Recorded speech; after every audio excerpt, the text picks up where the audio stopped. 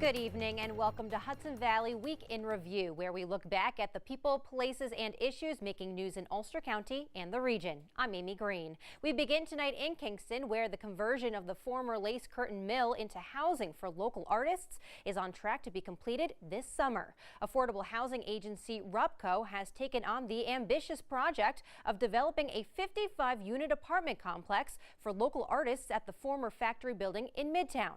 Once completed, it will be the largest single housing complex in the city since the Birchwood Village project on Flatbush Avenue, which comprises 80 units. We recently spoke with Kevin O'Connor, Chief Executive Officer of RUPCO, about the affordable housing project.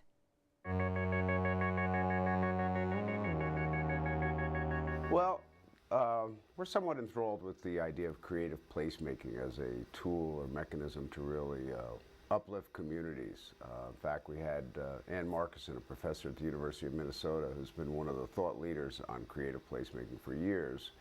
She came and spoke at our community lunch back in 2012. And so the idea that this building has been sitting for a long time, since about the mid-'80s, being used only as a warehouse with all of its windows boarded up.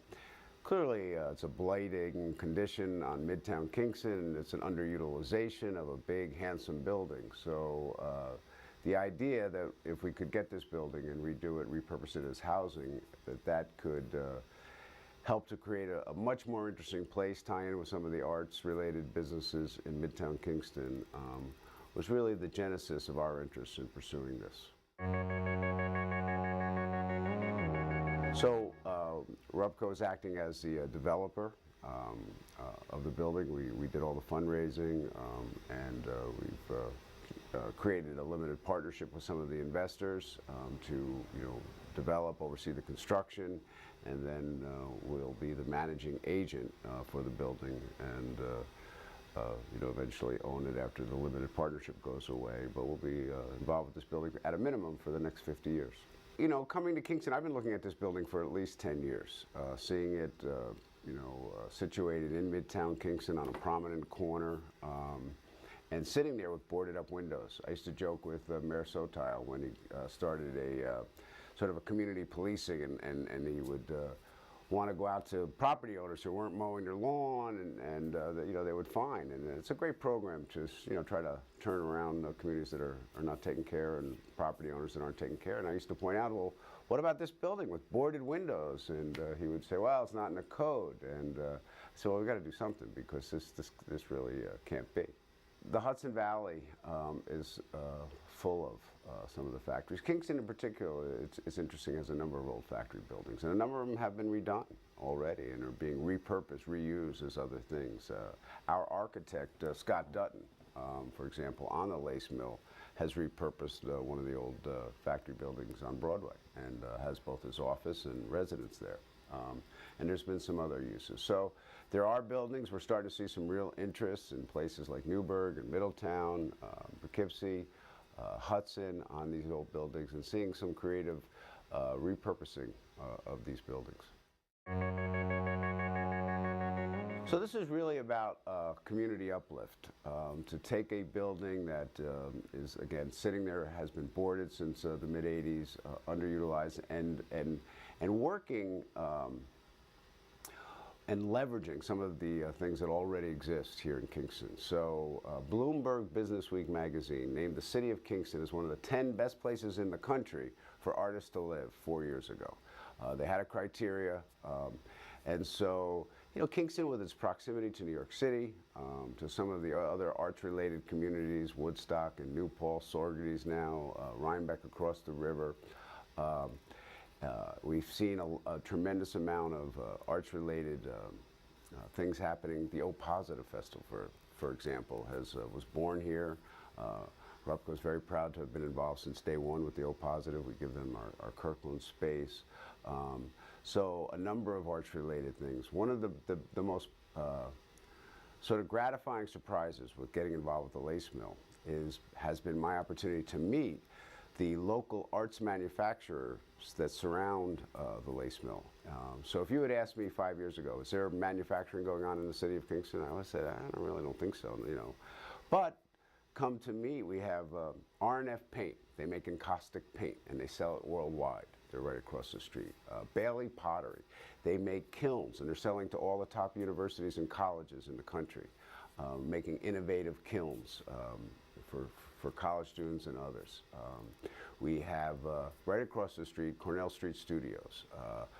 What was Darmstadt Overhead Doors, well, when Renee Darmstadt came home from college, she took the upper floors and created Cornell Street Studios, and she's doing all kinds of creative art shows and exercise. All kinds of things are happening in that building. M&E Manufacturing is right across a different street from the Lace Mill, and they're making some really interesting things. We have now Monster has come in. So Monster has got involved with the Headless Horseman out in Esopus and has been running that Halloween show now for 25 years, attracting people from the Northeast. And now they've set up a studio where they're making their costumes and their props. And I think hopefully they're knocking on Broadway's door to gain some additional work. So the Lace Mill, as artist housing, will really leverage, you know, some of what is already here and what others have recognized as being here, and that's a tremendous arts community.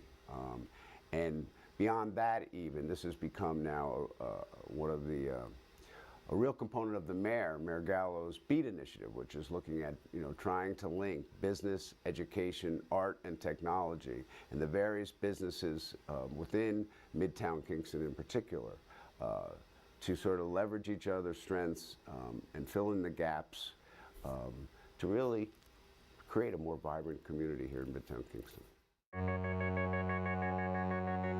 Well, sure. So there's going to be 55 apartments. I think we have 5 studios and 1 3-bedroom, and then the mix of 1 and 2 bedrooms. So predominantly 1 and 2 bedrooms.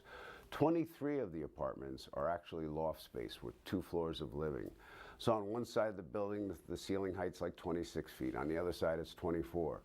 So we have very large windows. I guess it was a great thing that back in 1903, when this building was built as a factory to sew lace curtains, that required a lot of light. So they put in a lot of windows, and big windows, and it converts great to housing. So in addition to the residential spaces, and this is going to be some of the coolest residential space that we have here in Kingston, you know, loft style, very Brooklynite, and we have a fair amount of studio and gallery space. So shared space where people can both create art and where they can display their art as well, and some space that will really invite in visitors, guests, the public, that type of thing. And so we're really looking forward to that as well. The process has started February 15th through March 31st will be the initial application window. So anyone who applies in that 45-day period, all those applications will go into a lottery. Anyone can apply, okay? There are some income limits to people moving in, so this is meant to be affordable housing for the next 50 years. And all of the units, however, are preferenced for artists. So anyone can apply, but all the units are preference for artists. So artists is widely defined, and the test is that you have to be actively engaged in your art form to get that preference. It doesn't have to be your day job, doesn't have to be the number, you know, the biggest producer of income for you, but you have to demonstrate to a committee that you are actively engaged and that you're really willing to contribute something to living in an artist community. So those are the tests and the eligibility and a little bit about the application process. We have all the rents. I think the studios are renting for $575. We have a couple of different price points on 1 bedrooms, I think $600 and $730. 2 bedrooms are in the $825, $840 range, and then we have a 1 3-bedroom apartment for a little over $1,000. So again, the rents are meant to be affordable. They're meant to remain affordable. You know, it's interesting, the reason that there is a preference for artists is because it's been demonstrated in many, many cities, you know, over, you know, several decades now, that oftentimes artists were the first to go in to a sort of a derelict community or a place, you know, and then they would be responsible for turning it around, but then they would get priced out. And so, you know, loft apartments that were $500, you know, 10 years ago are now $3,000. So the idea of artist housing is that these units will remain affordable. Again, we've signed a contract with the state for a minimum of the next 50 years. But once you move in, you know, we hope you make $1 million. Sell your next painting, write your next book, write a great play, what have you, and then rents. And you can remain in the building, and rents go only up to market rent. And so it's not meant to be any limit on potential income, but the units will remain affordable. So that if this project and everything else is going on in Kingston is successful, that the artists will not be priced out. So we looked to use a number of funding sources, predominantly the low-income housing tax credit, which has been the #1 producer of rental housing in this country since it was created in 1986. We also went after historic tax credits. So we've had a federal historic tax credit, which can provide up to 20% of the basis of the project. And about 3 or 4 years ago, New York State created a state historic credit, which creates another 20% of the basis. So almost about 1/3 of your project costs can come from historic tax credits here in New York.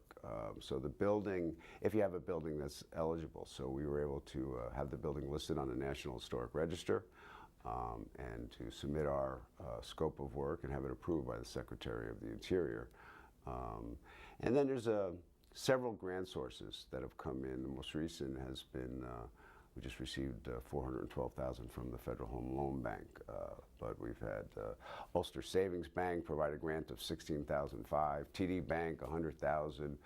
The City of Kingston has stepped up with some CDBG dollars, and there are others as well that have provided grants to fund this project, which is now over $18 million to restore this building.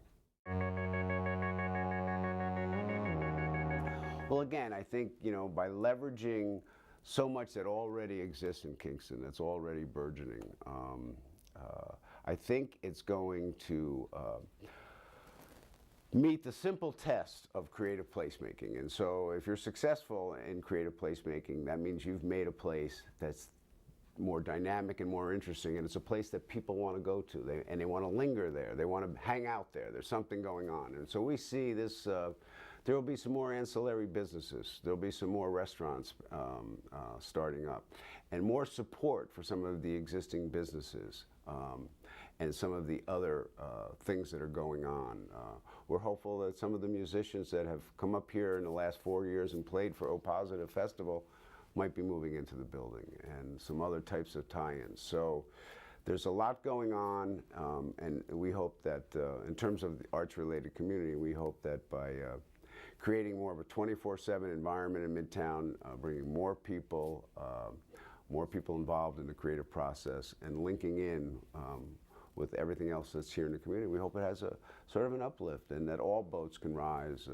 More jobs are created, more things are happening, more people are coming to Kingston because it's a place that they really want to hang out. There's a lot of positive interest and energy, certainly a lot of interest in the application process.